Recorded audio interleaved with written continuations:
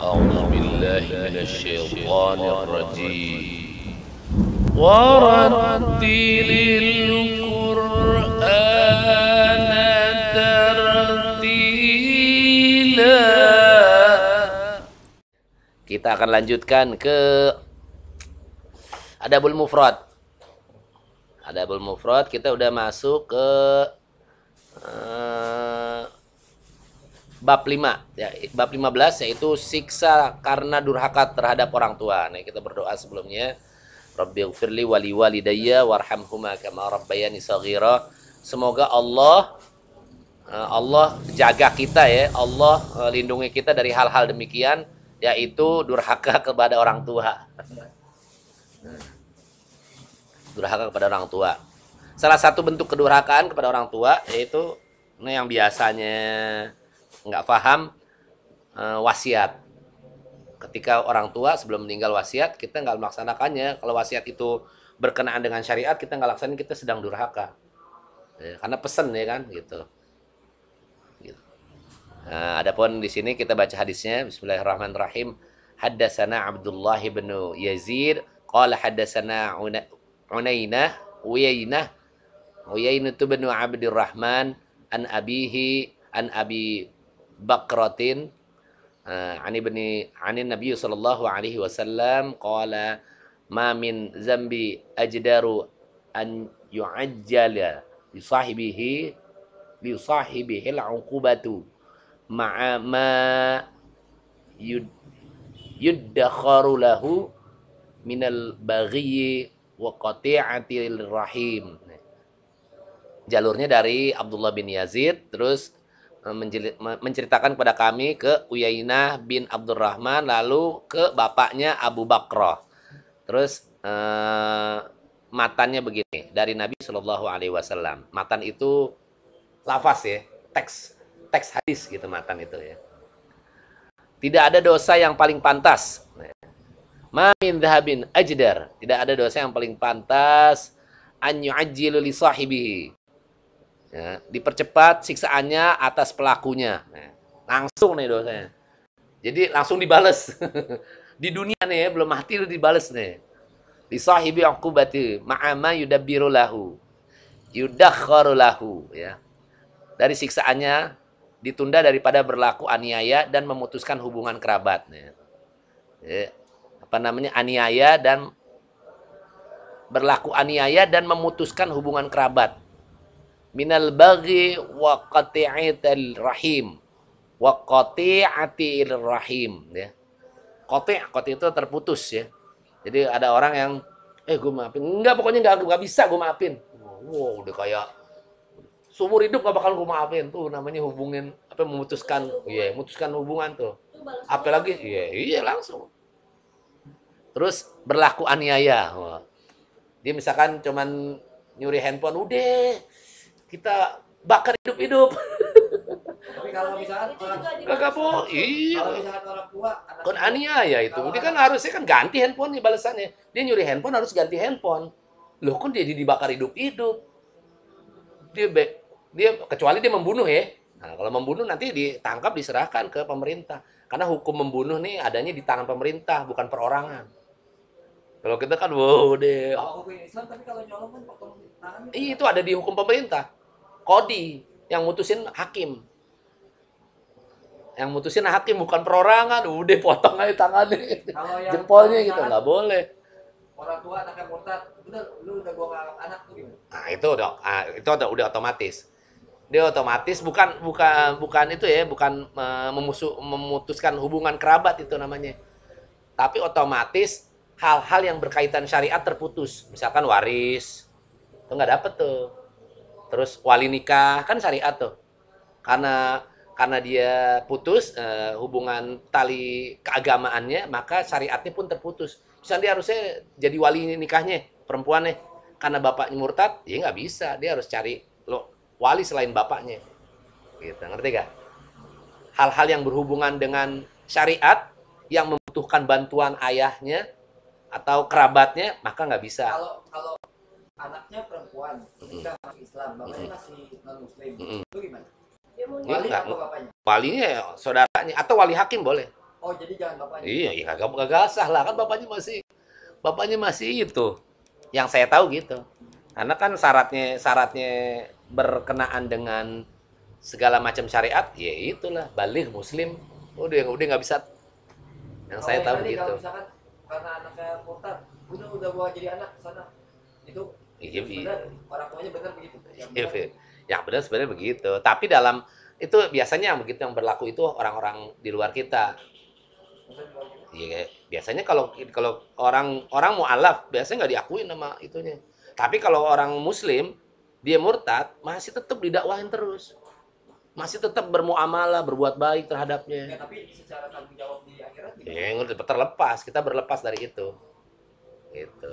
Ya maksudnya gitu sebagai orang tua, anak gua jadi murtad lagi. Ya, tetap dia harus di itu yang didakwahin terus. Karena itu ladang pahalanya terus. Selama dia sabar mendakwahi itu pahala terus. Karena kan hidayah punya Allah. Ya kan pasti orang tua akan dimintai pertanggungjawaban terhadap anak kan. Ya, Tapi kalau orang tua kalau ada penyebabnya. Kalau ada penyebabnya bisa dihisap. Kalau dia nggak tidak menyebabkan gitu, orang tuanya nggak menyebabkan kemurtadan gitu. Emang udah dididik agama dari kecil segala macam gitu. Ternyata gedenya dia kecantol sama perempuan lain, jodoh apa ya kan, kena subhat perempuan atau apa. Indomie, Ah, iya atau apa sembako kayak di sembako ya kan. masuk Kristen dikasih Indomie. Misalkan dia jauh dari ayahnya, dia miskin gitu di pedalaman dapat sembako cuman jadi murtad gitu kan, ya kan wallahu a'lam Dari misalkan. kedalaman doang, Misalkan galon, segala macam. emang ada tuh. Iya, Tuh, bokapnya marah. tuh kan, Bokapnya jangankan di marah. pademan di Jadi pedalaman. acara Kristen di Kelapa Gading, kalau apa pernikahan, ulang tahun yang ke 60 atau 70 atau berapa gitu. Bokapnya orang Betawi Ya. dan bangga sekali lah dia sama Betawi. Dia lihat kok main apa sih namanya kalau orang Betawi itu kan kayak gitu Gitu ya, gampang kromong apa segala macam. kayaknya Betawi tapi kok acara kayak gini dia iseng habis makan disamperin. Nih dari mana? Dari jalur katanya pada, Acara tapi ternyata mereka udah Kristen semua. jadi baptis. Katanya mereka lebih sekarang lebih sejahtera sekarang, jadi ada tiap minggu di setiap apa Jadi kalau disantuni, gereja, ya, disantuni dia acara gereja, itu. dia ngeramein acara itu segala macam, tapi dia secara ekonomi mereka tuh itu bukan pakai pulang ojek. Kalau di internet banyak pakai kerudung nih, tapi nyanyi-nyanyi lagu pakai kerudung ini nggak diganggu. Fashionnya nggak diganggu, pakai kerudung, pakai ini, tapi nyanyi-nyanyi itu lagu-lagu rohani mereka, nyanyi-nyanyi di rumahnya, habis itu kasih santunan. Apa namanya kalau kita kebaktian.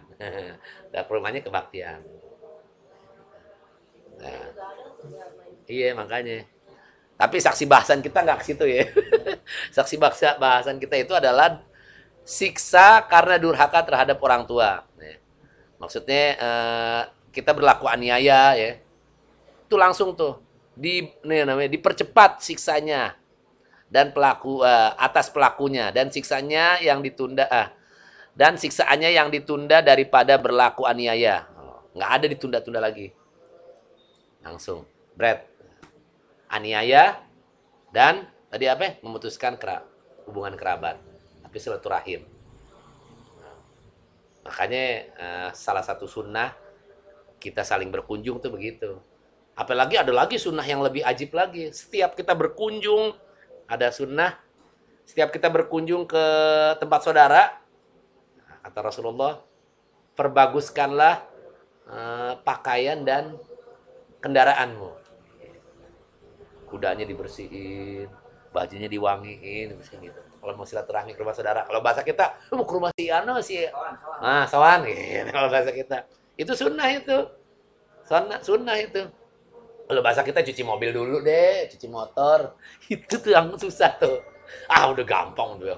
Tentunya motor sampai Bogor jelek nih motornya. Tapi memang sunnahnya begitu, wangi, gitu, fasilitas, ya. Apalagi sampai makanya tahabu, saling memberi hadiah lah kalian, nih saya kalian saling mencintai, gitu. Jangankan begitu, Rasulullah memberi hadiah ke Raja Romawi, ya kan, untuk menawarkan Islam, saling memberi hadiah, Romawi saling ngerayu lah bahasanya gitu. Ayo lo ikut agama gue. Enggak, lo ikut agama gue lah bahasa kita gitu.